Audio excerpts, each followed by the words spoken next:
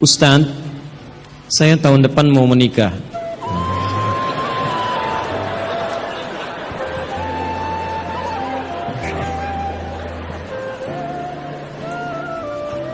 Selalu ada begini. Dengan seorang akhwat. Pasti seorang akhwat, gak mungkin ikhwan. Gak mungkin.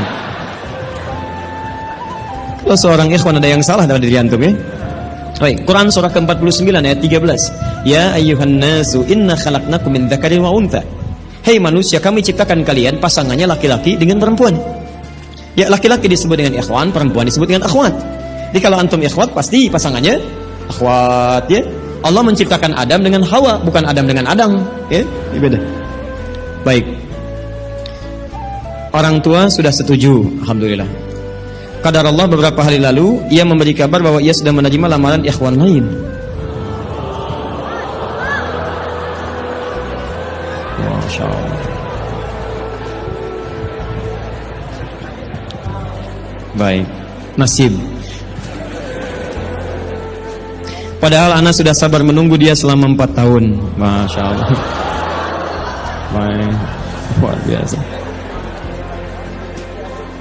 Kita sudah capek-capek hampir 2 jam mendapatkan cahaya, antum jadi meredup lagi. Masya Allah. Saya sabar menunggu dia selama 4 tahun tanpa komunikasi. Ini masalahnya. Beri saya nasihat Ustadz agar saya bisa melupakan dia, agar anak bisa fokus kembali. Allahu Akbar. Agar saya bisa fokus kembali menghafal Al-Quran dan hadis. Ini ujiannya. Jadi pertanyaan saya, antum pengen menghafal Quran dan hadis atau pengen menikah? Baik. Quran surah ke-57 Al-Hadid ayat ke-22. Quran surah ke-2 Al-Baqarah ayat 286.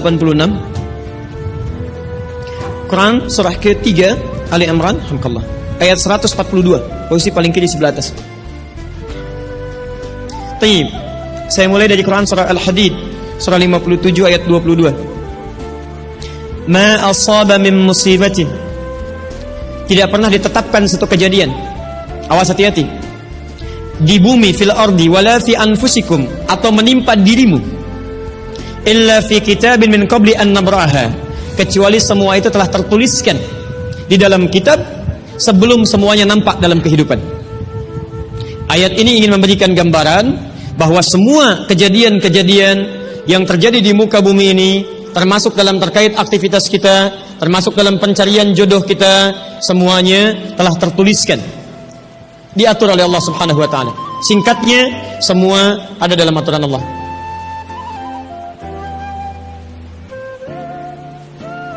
Fokus. Lihat, Allah telah mengatur si fulan hidup sekian sekian sekian, meninggal sekian sekian sekian, rizkinya sekian, jodohnya akan mendapatkan sekian sekian sekian. Sebagian tidak bisa diikhtiarkan seperti ajal nggak ada ikhtiarnya. Anda tidak bisa ikhtiar untuk bisa menunda atau mempercepat ajal, langsung nggak bisa diintervensi. Sebagian ada yang harus diikhtiarkan, hukumnya sudah ada, cuman kita tidak tahu bagaimana dengan takdir yang telah Allah tetapkan. Maka untuk mendapatinya, maka ikhtiar kita untuk meraihnya. Maka ada sesuatu yang ditempuhnya dengan cara ikhtiar. Taib. Di antaranya ini jodoh. Masya Allah. Allah telah tetapkan jodoh kita, diatur oleh Allah. Ini yang terbaik untuk kehidupan kamu. Tapi Allah merahasiakan kepada kita siapa jodoh yang dimaksudkan. Maka kita berikhtiar, yang dengan ikhtiar itu ada pahala didapatkan. Saya ulang, ada pahala didapatkan, ada kenikmatan dalam mencarinya. Bayangkan kalau kemudian nikah aja tiba-tiba tanpa ada pencarian. Antum gak akan pernah merasakan bagaimana nikmatnya ta'aruf, bagaimana nikmatnya mengenal, bagaimana mencari, bagaimana pahala bersabar, bagaimana nikmatnya berdoa, bagaimana istikharah dalam menentukan jodoh kita. Itu semua menghasilkan pahala dalam kehidupan kita.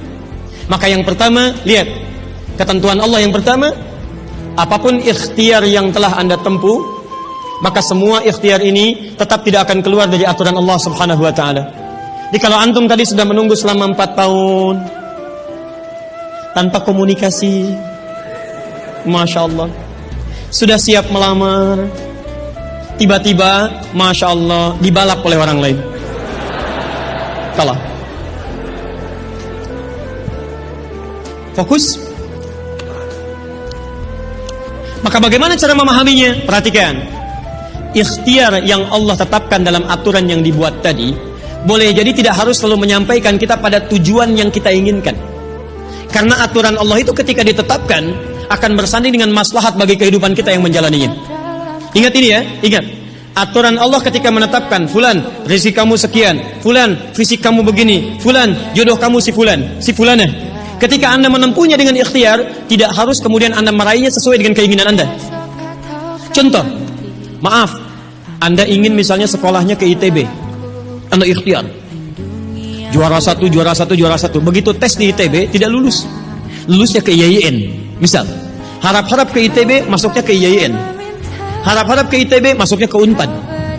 Ketika Allah kemudian menakdirkan Anda, misal keinginan Anda ke UNPAD, keinginan Anda ke ITB, tapi kemudian tiba-tiba beloknya ke UNPAD, bagaimana memahaminya? Perhatikan, kadang jalan kehidupan yang telah Allah tetapkan bukan harus menentukan hasil sesuai dengan yang Anda inginkan, tapi Allah menetapkan sesuai dengan apa yang Anda butuhkan.